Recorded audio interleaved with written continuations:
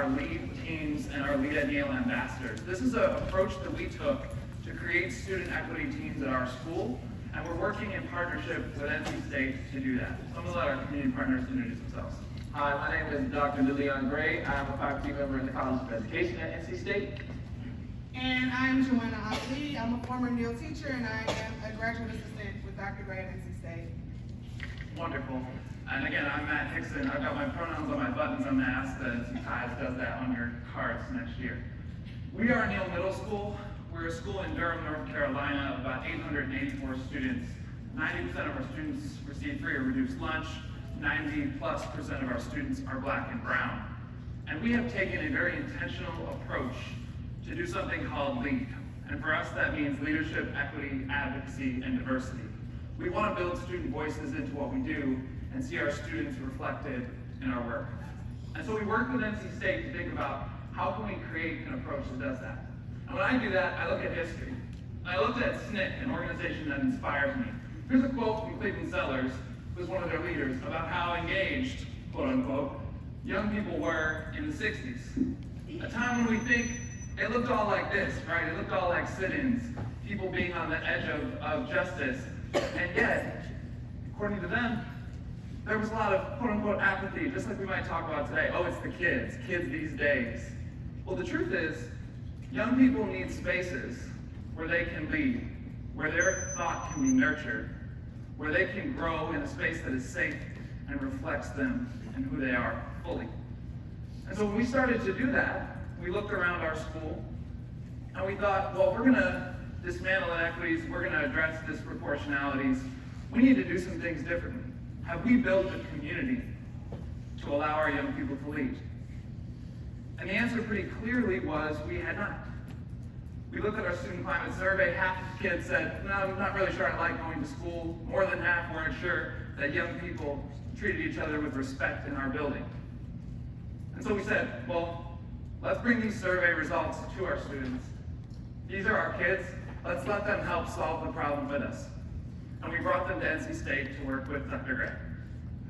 So our work is based on foundational scholarship on a very fundamental motivation principle, which is the idea of belonging at school, or acceptance, respect, inclusion, and support, which is fundamental regardless of who we are, but especially for adolescents and emerging adults. And so one fundamental question we have when it comes to students of color is, what does it mean for them to belong in schools that were never intended for them in the first place? So we identify 3 opportunities for belonging: an interpersonal opportunity structure, instructional opportunity structures to learn about the ancestral heritage and community, and third, an institutional opportunity structure to position themselves as leaders with a voice that have rights and who are positioned to make changes in society. So when Dr. Gray approached us with this idea of, let's create student equity teams, let's bring them to state, let's let them look at the whole survey and address what they think is going on really in our building, we're like, yes, this is an opportunity for our young people to work with scholars that look like them, researchers who have an incredible institutional approach to thinking about race, equity, and justice, and we're gonna go ahead and we're gonna do that. And so we brought them, and what we saw was incredible. We saw our young people start asking questions like, why is it that some teachers respect my voice in the classroom and others don't? Why is it that our school, district, state, nation disproportionately suspend Black and brown students? How can I be heard? Hey, can I give a talk at the staff meeting? Can I ask my teachers if I can lead a focus group or a circle in their classroom? And young people started taking leadership in all these unique and incredible ways. So we're just at the beginning of this process, and we have a lot of work to do to get to where we'd like to be. But our students are currently developing a podcast for our staff. They'll be presenting to our staff next week on Wednesday. They'll be then going into classrooms where they will lead focus groups in the form of a community circle for those who are familiar with restorative practices and restorative justice. And then they'll be coming back with recommendations, because our students sometimes are the best consultants. They're the ones who have the trust and the belonging to be able to talk about their own issues. And so to close, I want you to listen to a little bit of our students.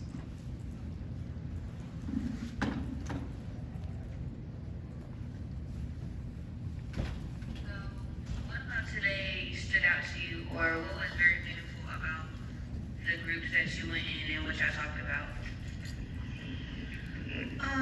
The group I was in, I felt like we actually had a time to speak to our administrator or our teacher to understand how we feel in certain situations and how we see our perspective in school, because other teachers will always try to like tone out your voice and say, I'm over proud of you, I'm a grown up, you listen to me.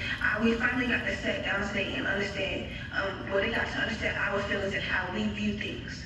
So that was something that really stood out to me today, and that's something I really appreciate.